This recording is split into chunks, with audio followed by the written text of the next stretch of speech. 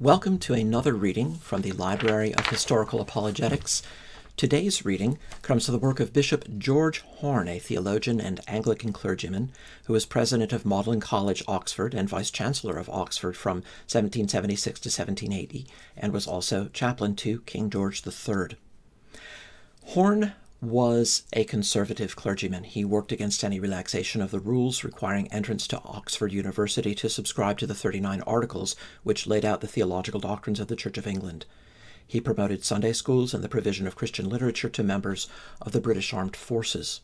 One of his favorite themes, to which he recurred many times, was that true religion and true learning were never yet at variance. Today's reading comes from a set of letters on infidelity that Horne wrote for members of the Anglican Church in response to a rising tide of skepticism and deism among its members.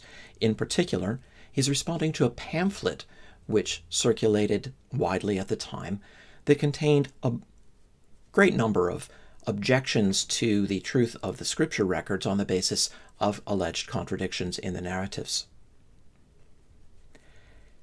In the 30 sections of their pamphlet, the authors have produced a list of difficulties to be met with in reading the Old and New Testament.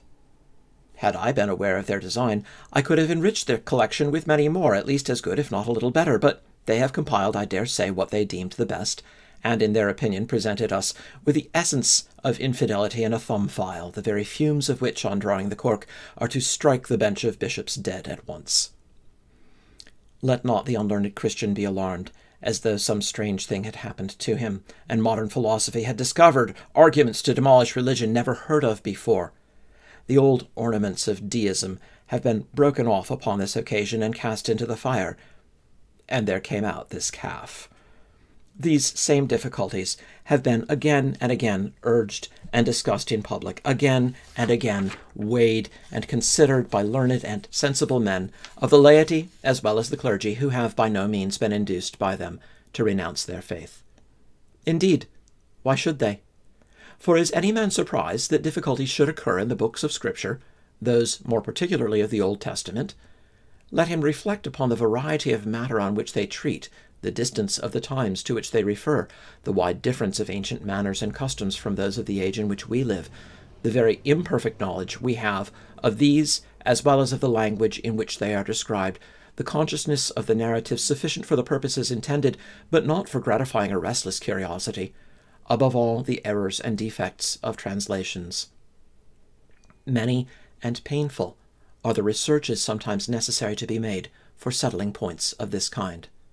Pertness and ignorance may ask a question in 3 lines which it will cost learning and ingenuity 30 pages to answer.